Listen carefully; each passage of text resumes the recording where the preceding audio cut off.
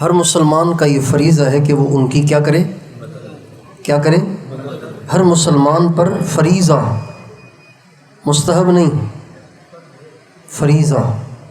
جیسے نماز فرض ہے نا، ایسے جیسے زکوٰۃ فرض ہے نا، ایسے جیسے رمضان کے روزے فرض تھے نا، ایسے ہر مسلمان کا فریضہ ہے کہ وہ ان کی مدد کرے۔ مدد کے مختلف درجات ہیں، صحیح معنی میں تو ان کی مدد یہ ہے کہ ہم سب غزہ پہنچیں۔ کہاں پہنچیں؟ یہ صحیح معنی میں مدد ہے، لیکن یہ ہم کر نہیں سکتے، اس لیے کہ ہم اپنے ملک کی حکومت کے پابند ہیں، نہیں پہنچ سکتے ہم۔ دیواریں بیچ میں حائل ہیں، رکاوٹیں حائل ہیں، ہم نہیں پہنچ سکتے۔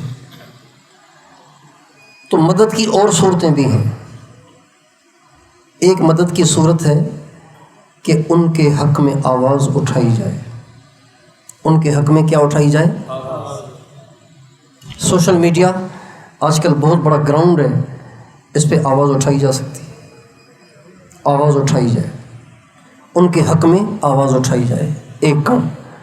دوسرا، ان کی مالی امداد کی جائے۔ بہت سے مستند ذرائع موجود ہیں کہ جس کے ذریعے سے ان تک امداد پہنچائی جا سکتی ہے۔ بہت سے مستند ذرائع ہیں پاکستان میں، ایسے فاؤنڈیشن ہیں، ایسے بہت سے ٹرسٹ ہیں کہ جو ان کی مستقل مدد کر رہے ہیں۔ ہم ان کے ذریعے سے ان کو امداد بھیج سکتے ہیں، زکوٰۃ بھی بھیج سکتے ہیں، صدقہ بھی بھیج سکتے ہیں، فدیہ بھی بھیج سکتے ہیں، اور ہدیہ بھی بھیج سکتے ہیں، تحفہ بھی بھیج سکتے ہیں۔ مال سے ان کی مدد کرنا۔ اور ایک مدد کی صورت یہ ہے کہ دعاؤں کے ذریعے سے ان کی مدد کی جائے۔ 5 نمازیں پڑھتے ہیں، کم از کم 5 دفعہ تو دعا کرتے ہی ہیں۔ 5 دفعہ نماز پڑھ کر پہلے غزہ پھر باقی دعائیں۔ یہ امداد تو ہر مسلمان کر سکتا ہے نا، سخی بھی کر سکتا ہے، بخیل بھی کر سکتا ہے، نا۔ اور وہ بڑا بدبخت ہے، وہ بڑا بے رحم ہے کہ جو اس میں بھی بخل کرتا ہو، دعا میں بھی بخل کرتا ہے، وہ بڑا بے نصیب ہے، بڑا بے رحم ہے جو دعا میں بھی بخل کرتا ہو۔ اور تیسری صورت ان کی امداد کی یہ ہے کہ ان کے دشمن کو کمزور کیا جائے۔ ان کے دشمن کو کیا کیا جائے؟ ان کے دشمن کو کیا کیا جائے؟ کمزور۔ کیسے؟ آپ ان کی روٹی تو بند نہیں کر سکتے، ان کے دشمنوں کی روٹی نہیں بند کر سکتے، پانی نہیں بند کر سکتے۔ دشمن کو کمزور کرنے کی صورت یہ ہے کہ آپ ان کی معیشت کو کمزور کریں، اور معیشت کو کمزور کرنے کی صورت یہ ہے کہ آپ ان کی مصنوعات سے بائیکاٹ کریں۔ جتنی اسرائیلی اور امریکی مصنوعات ہیں ان سب سے بائیکاٹ کریں۔ جب بھی کوئی چیز پیکنگ والی چیز جب بھی کوئی چیز لیں، تحقیق کریں کہ یہ کہاں کی بنی ہوئی ہے۔ یا تو اپنے پاس وہ پرچہ رکھیں جس میں ایک طرف پاکستان کی مصنوعات ہیں، ایک طرف اسرائیلی اور امریکی مصنوعات ہیں، اپنے پاس پرچہ رکھیں۔ پانی ادھر نیسلے، ادھر کوئی اور داسانی، ادھر صابن کوئی سا بھی ان کا بنا ہوا، ادھر پاکستان کا تبت ہے، کیپری ہے مثلا۔ ہر چیز، جتنی بھی پیک شدہ چیزیں آپ خریدیں، چاہے چپس ہوں، چاہے ٹافیاں ہوں، چاہے صابن ہوں، چاہے شیمپو ہوں، چاہے کسٹرڈ ہوں، چاہے پاؤڈر ہوں، کچھ بھی ہوں، چاہے میک اپ ہو، کچھ بھی ہو، خریدنے سے پہلے کچھ عرصہ یہ تکلیف کر لیں کہ تحقیق کریں کہ یہ کہاں کی بنی ہوئی ہے۔ غزہ کے بے بس مظلوم مسلمانوں کی امداد کے لیے اتنا تو کر سکتے ہیں نا کہ بھئی تحقیق کر لیں، بھئی یہ کہاں کی بنی ہوئی ہے، بائیکاٹ کریں. جب ان کی چیزیں یہاں بکنا بند ہو جائیں گی تو ان کی فیکٹریاں بند ہونا شروع ہو جائیں گی. جب ان کی فیکٹریاں بند ہونا شروع ہو جائیں گی تو خود ہی وہ کمزور ہو جائیں گے. جب وہ کمزور ہو جائیں گے تو خود ہی وہ گھٹنے ٹیک لیں گے. اللہ کی قسم اگر صرف پاکستان ان کی مصنوعات سے کلی بائیکاٹ کر لے تو اگلا سورج بعد میں طلوع ہوگا، اسرائیل گھٹنے پہلے ٹیک دے گا. لیکن ان کو پتہ ہے کہ یہ لاوارث ہیں، ان کا کوئی نہیں ہے، اس لیے وہ جو چاہے کر لیں. ان کو پتہ ہے کہ یہ غزہ لاوارث ہے، ان کا کوئی حامی اور ناصر نہیں، ان کا کوئی مددگار نہیں ہے، اس لیے وہ ڈٹ کے ان کو ذبح کر رہا ہے اور ڈٹ کے ان کو نقصان پہنچا رہا ہے. آج میں نے ویڈیو دیکھی ایک عورت کی، وہ عورت اس کی گود میں بچہ ہے اور وہ اسے دیکھ کے پاگلوں کی طرح رو رہی ہے. کبھی خاموش ہو جاتی ہے، کبھی رو رہی ہے، کبھی خاموش ہو جاتی ہے، کبھی رو رہی ہے. اور وہ کہہ رہی ہے میری شادی کے 20 سال کے بعد مجھے یہ بچہ ہوا تھا. 20 برس میں نے لمبا عرصہ کاٹا انتظار کا کہ اللہ مجھے اولاد دے، اور 20 برس کے انتظار کے بعد اللہ نے مجھے یہ بچہ دیا، لیکن ان بھیڑیوں نے میرے اس معصوم بچے کو بھی نہیں بخشا. 20 برس کے بعد جس بے اولاد کو اولاد ہو، اس کو اولاد کتنی پیاری ہوگی، اور اس کی بھی چھوٹے بچے کی لاش ماں کی گود میں ہو تو بتائیے اس ماں کا کیا حال ہوگا. ایسے بے رحم لوگوں کی امداد کر رہے ہیں ہم، ان کی مصنوعات کو استعمال کر کے. یہ ان کی امداد ہے، یہ ان کی امداد ہے، یہ ان کی امداد ہے. آپ ان کی مدد کر رہے ہیں، اور بہت سے مسلمان جانے نہ انجانے میں ان کی امداد کر رہے ہیں. ہفتے والے دن ہمارے ہاں ماہانہ مجلس تھی تو پورا بیان اسی عنوان پہ ہوا. آپ میں سے بہت ساروں نے سنا ہوگا.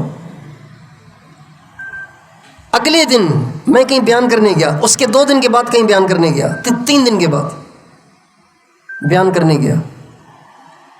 کرسی پہ جا کے بیٹھا تو لانے والے نے آ کے اکیوفینا کی 2 بوتلیں میرے سامنے رکھی.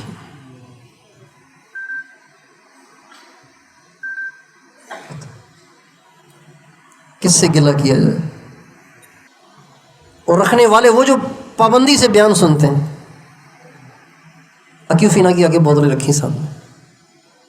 میں تو بیان بھول گیا سارا. میں نے کہا مجھے بیان ہو نہیں رہا مجھ سے، آپ نے کیا کیا؟ یہ جو سارے دماغ سے بیان نکل گیا میرے، پتہ نہیں میں کیا کہہ رہا تھا، کیا مجھے کہنا ہے. آپ مجھ سے چندہ لینے آئے اسرائیل کی مدد کے لیے.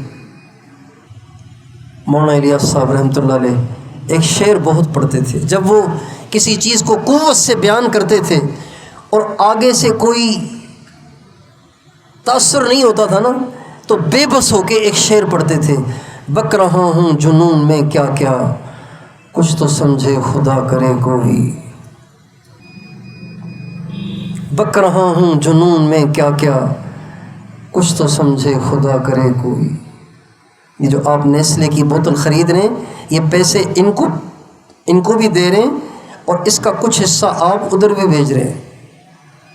یہ جو آپ لیز چپس بچوں کو لے کر دے رہے ہیں، اس کے پیچھے دکاندار کو بھی دے رہے ہیں، اس کا کچھ حصہ اسرائیل بھی بھیج رہے ہیں. تو بھائیو، یہ غزہ کی مدد ہے، یہ غزہ کی مدد ہے. تو کیا خیال ہے، آپ سارے غزہ کی امداد کے لیے تیار ہیں؟ بخیلوں والی امداد نہیں کرنا کہ صرف دعا پہ اکتفا کریں. اللہ کا شکر ہے ہمارے گھر میں اس کی بات چلتی رہتی ہے غزہ کی. تو جب میں نے تو عید گھر میں نہیں کی، میں جنگ میں تھا، جنگ سے اگلے دن واپس آیا، دوسرے دن واپس آیا، عید کے دوسرے دن واپس آیا. جو ہی گھر آیا تو گھر آتے ہی بچوں نے مجھ سے کہا عیدی.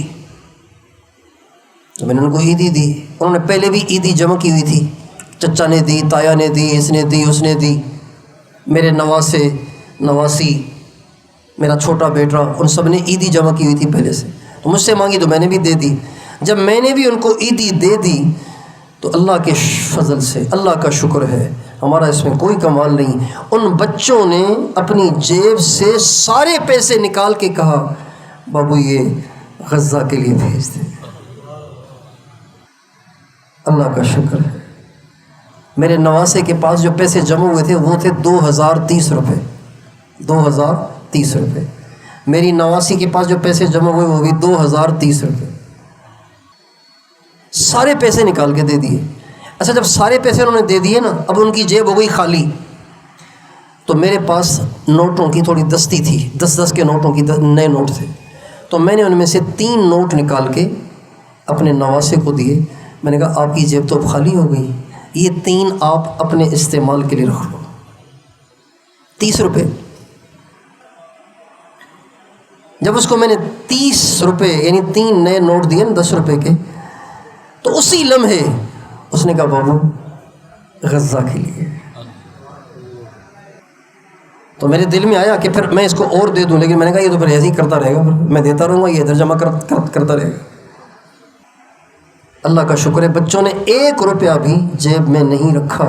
اپنی عید کی ساری خرچیاں اکٹھی کر کے انہوں نے غزہ کے لیے دے دی. تو آپ بھی کریں گے ایسے؟ ضروری نہیں ہے کہ آپ 1 لاکھ بھیجیں, 10 لاکھ بھیجیں, 1000 روپے بھیج دیں,